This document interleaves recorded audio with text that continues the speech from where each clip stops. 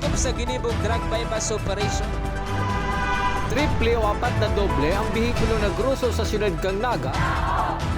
Mas complain ng police station kang Naga City Police Office. Newsbreak. Sa headlines kan mga barata, mga bihikulo kang gobyerno na mahihiling sa kaaldawan kang eleksyon sa Lunes, sisiteron asin bibiripikaron ka mga pulis. Prasyo kang kandila, burak asin bottled water pinag-inspeksyon kang Department of Trade and Industry. Ika-19 taon na Raul Estroco Day, liwat na pinagirumdom sa siyudad kang Naga. Estudyante kang Department of College of Health Sciences kinurunahan bilang Miss Intramurals 2023. Diyos marhay na hapon. Ako si Antoinette Eduardo ang sa indong tagapagatod Bareta. Persons with Disability Affairs Office naglalaom na matatawan ninhalawig na oras ang sa indang pagboto sa masunod na mga eleksyon. Ang detalye sa report ni Melvin Machado.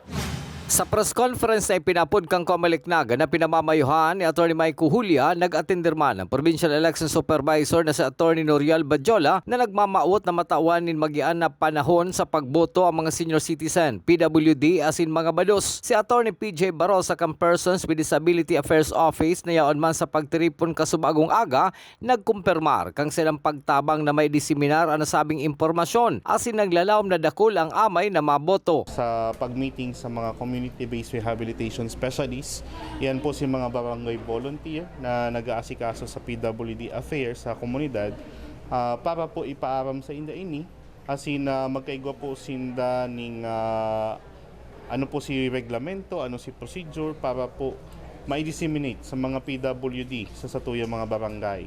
Kung sa masunod na eleksyon, igwa pa kang siring na pribilehiyo, itatao sa nasabing sektor, mas marhay subot kung mas halawig ang oras na itatagama sa sainda. Sinabihan ta naman po si Atty. Mike Julia na baka mas maray po, bakong 5 to 7 lang, kundi 5 to 8. Kasi po, syempre, medyo amayo na maray bagano. Pero syempre, yan muna si desisyon nun yan. So ipahiling ta, inaapudan ko po gabos na senior citizens, PWD, as yung mga pregnant women sa tuyang syudad na magpartisipa po hindi nganing mapahiling ta na talagang successful ini as in dapat i-implementar sa sunod na eleksyon. Ang Naga, kaiba ng siyudad kang Muntinlupa ang pilot area sa early hours voting sa bilog na Pilipinas. Para sa One Media TV 48 Naga, Melvin Machado, Newsbreak. Mientras tanto, dakulang kagianan man subuot sa mga persons with disability senior citizens asin mga bados kung magkakaigwasindanin sa diring kwarto para duman magboto sa panahon kan eleksyon. Alagad tubod si Atty. PJ Barosa na mahahaloy pa ang siring na bagay. Sa ngunyan mayong arog kayan na suway na kwarto. Pero sa susyakon siguro, kung maging abundant ka na resources, makapatugdok kita ng ibang mga presinto na para lang talaga sa PWD, mas magayon po iyan. Padagos sa mga bareta, sisitaron kan mga pulis asin militar na yaon sa mga checkpoint ang mga government vehicles na mahihiling nagbabiyahe sa aldaw kan eleksyon, urog na tamayo man subuot laog sa opisina ang aldaw na Lunes. Susog kay Atty. Noriel Badjola kan Comelec Camarines Sur, haloy nang reklamo ang paggamit subuot kan mga panggobyernong bihikulo sa vote buying asin pagtransportar nin mga gamit na pinagtatao sa mga botante. Saro paano nagpaluwas kita nin order sa tuyang mga mga kapulisan. Kung maaaraman ta an election is declared a holiday. The day before the election is a Sunday and Saturday 2 days before the election. So therefore mayo yan in mga transaction ng government offices. Sarok sa kaya sa perennial problems na nakuhiling mi, sarok sa perennial complaints iyo ang paggamit ng mga bihikulo kan sa gobyerno, nakaibanan sa paghakot nin mga botante, paghakot nin mga goods na allegedly so for purposes of vote buying. I have instructed the PNP, the AFP to flag down these vehicles para i-determine kung ano ang sa indang mga katuyuhan kung sinda nagpapasad-pasad sa tinampo sa mga oras na ini. Sa iba pang issue, ang pagkakaigwanin partidaryo sa incumbent official ang rason kung taano tadakul subuot ang nagwithdraw kan sa indang kandidatura sa Banwaan kan Baaw asin Lupi, Camarines Sur. Susog ki Attorney Noriel Badiola, Provincial Election Supervisor. Nakari sa subuot si mga kandidato sa Sangguniang Kabataan na desidido ang COMELEC na saangatan sindanin kaso. Actually, paparangkahon ko, kamo ang talagang dahilan. Kaya dahil sinda, kadakol kang mga, despite the fact na sinda mga relatives, within the second degree, nin mga incumbent barangay or even local officials, sinda nagkandidato pa. Ang iba, nahiling siguro ang kadesididuhan kang COMELEC na filean sila din magkakanigong kaso dahil nagkakapira na talaga, nagkaigwanan ng show cause order sa mga tao na ini. And then ang iba talaga siguro, para dahil na ngayon sinda ma-prosecute pa, nagwi-withdraw na. Sa iba pang bareta, liwat na pinapanindugan ka 9th Infantry Division Philippine Army ang pagiging neutral as in non-partisan ngunya na eleksyon sa barangay as in Sangguniang Kabataan. Kasabay kan sa indang paggarantiya na magiging malinig as in patas ang pirilian. Makakapagboto man subuot ang mga Bicolano na mayong pagkatakot o pinaglilikayan. Sa pakikipagkoordinar subuot sa Regional Joint Security Control Center as in COMELEC, ang 9th Infantry Division ang nakapag-deploy na subuot nin 2,979 personnel hali sa duwang brigade as in 197 liaison officers sa Regional as in Municipal Election Monitoring Action Center. Sa pagbabalikan news break, presyo kan kandila, burak as in bottled water sa terminal as in People's Mall. Sa syudad ni Naga, pinag-inspeksyon kan DTI Camarines Sur. Iyan as in iba pang mga bareta sa pagbuelta kan One Media TV48 Naga News Break. Dakop sa ginibong drug bypass operation. Triple o apat na doble ang bihikulo na gruso sa syudad kang Naga. Mas complain ng police station kang Naga City Police Office. Newsbreak. Flight attendants, prepare for takeoff, please.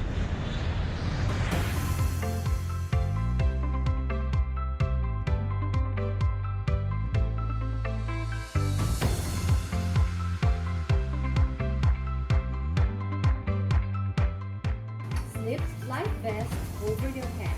Take the tape around your waist.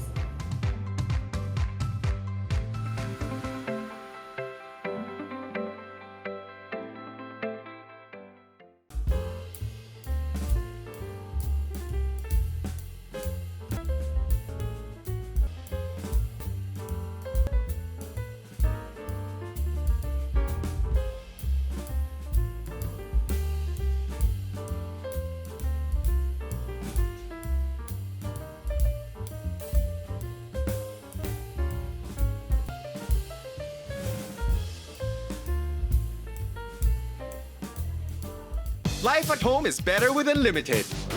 Unlimited fiber all day, day, day. Unlimited entertainment all the way. Unlimited goals for the family. Unlimited care so the fams all Enjoy all these for just 1,399 pesos. have it all, have it all. Get the PLDT Home Fiber Unli All 1399 today. Apply now and have it all, have it all.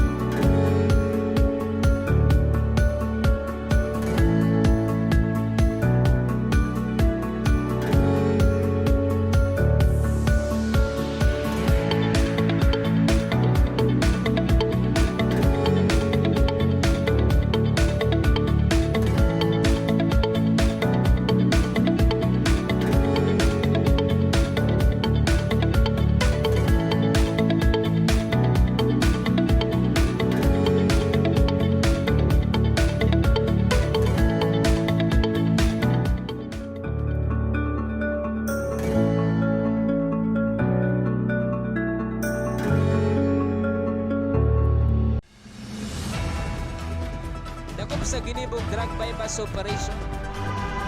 Triple o 4 na doble ang bihikulo na gruso sa siyudad kang Naga.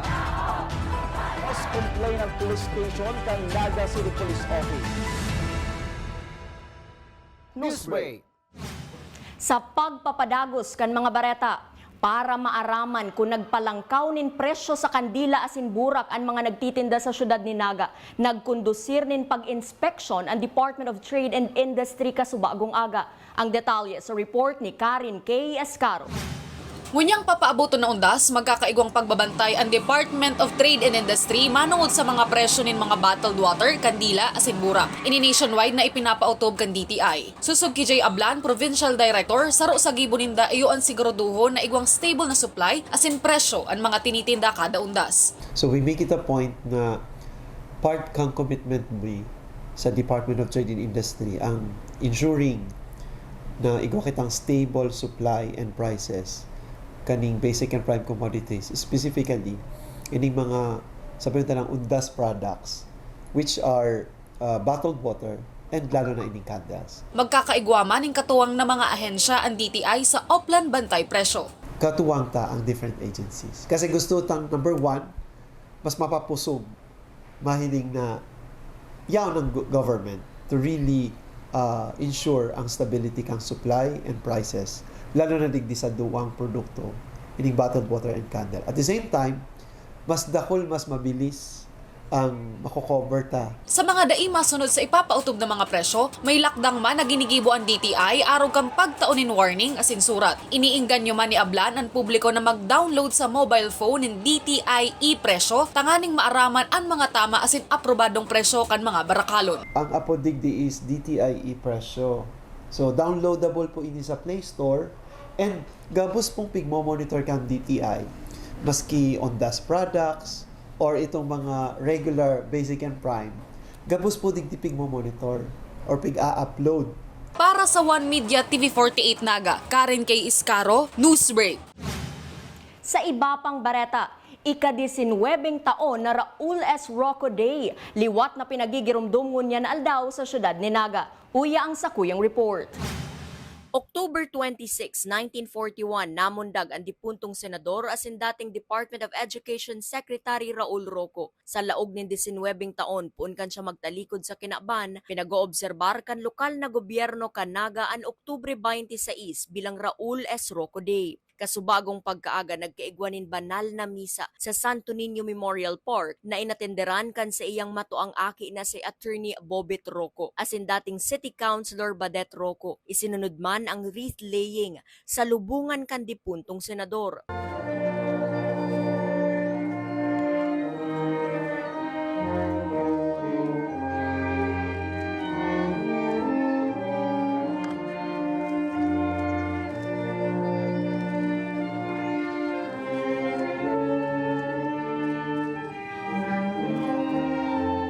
Para sa aki ikaining si Attorney Bobet Rocco, gusto niyang rumdumon kan presenteng henerasyon ang advokasya kan dipuntong senador na magkaigwanin marhay na edukasyon para sa mga jóvenes. Ang sasabihin lang naman dyan, importante mag-aral ng mabuti. At kung saan kayo mapunta because of the aral and knowledge, kayo na yun. Diba? Pinagsalingoy man ni Mr. Elvin Monroy kan DepEd Naga ang mga darakulang akomplishmento kan dipuntong senador kabali digdian libreng pagklase kan mga nasa public secondary schools. Pero sa lipot na panahon na iyan, kadakol siyang reformang pig-introduce. I hope gabos ang mga nagdibikulano na intindihan kasi mas magayon sabihin itong sa iyang nagnibo sa samuyang departamento sa lipot sa ng panahon. Mientras tanto, nag-atindir man sa misa kasubagong aga sinda City Councilor Oying Rosales, City Councilor Gail Abonal Gomez, as Naga City Police Office Chief Police Colonel Nelson Pacalso. Para sa One Media TV48 Naga, Antoinette Eduardo, Newsbreak. Mientras tanto, bilang pagtaunin onra kay dipuntong senador asin dating DepEd Secretary Raul Rocco, ipinangaran sa dating senador ang Raul S. Rocco Library na yaon sa City Hall compound. May hiling mandigdian man lain-lain na gamit kan dipuntong senador na pinagtugot kan pamilya na i-display para mahiling kan mga bagong henerasyon.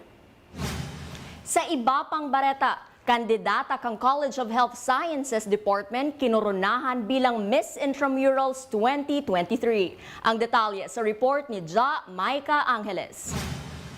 Pagarayunan, talino asin kusog buot ang pinahiling sa pinagibong Mr. and Miss Intramurals 2023 kasuodma sa NCF Quadrangle. Pigpartisiparan ini kan dakol na estudyante, mga faculty, deans, mga magurang asin iba pang paradalan. Patunay na ang nasabing event saro sa pig-aabangan taon-taon. Nasungkit kan kandidata hali sa College of Criminal Justice Education Cristina Marie Aban and second runner-up asin kandidato kan College of Health Sciences Giovanni Azurias. Kandidata man kan College of Accountancy and Finance na si Raven Claire Conteras asin kan College of Criminal Justice Education John Lee J. Timones ang tinanghal na first runner-up. Daiman binigo ni VJ Batangoso ang sa iyang departamento na College of Business Management asin siya nagkamit kang titulong Mr. Intramurals 2023. Sigun pa sa iya, inian sa iyang first time. Sobrang saya kasi first time ko to and alam ko na I did my best. Sa una po hindi kasi parang nagdadalawang isip ako, pero nung nakita ko yung sarili ko na karapat dapat ako sa title na Mr. Intramurals and alam ko na ako yung mananalo. Daima naging pasil para kay Ruth Bernadette Pardo ang journey na ininhuli ita siya sa romang athlete. Alagad naiuli niya ang titulo bilang Miss Intramurals 2023 sa iyang department, ang College of Health Sciences. Honestly, I was having a hard time kasi athlete din ako. And it was hard for me to manage my time as a volleyball player and as to join this pageant. I've got the crown and I am happy that I've made my department proud. Unya na aldaw, padagos pa ang mga kawat para sa natatadang duwang aldaw kan NCF Intramurals 2023. Ini si Maika Angeles para sa One Media TV 48 Naga Newsbreak. Asin yan ang mga bidang baretang nakalap kan mas pinakusog na puwersa kan One Media TV 48 Naga News and Bicol Affairs. Dai malingaw na i-follow ang sa moyong official Facebook page, One Media TV 48 Naga. Asin i-hit ang subscribe button sa moyong official YouTube channel, One Media TV 48 Naga, tanganing updated kita sa mga bareta asin istoryang bida. An Bicolano. Ako si Antoinette Eduardo asin ini ang One Media TV 48 Naga Newsbreak. Dakop sa ginibong drug bypass operation. Triple o apat na doble ang bihikulo na gruso sa siyudad kang Naga. Mas complain ng police station kang Naga City Police Office. Newsbreak.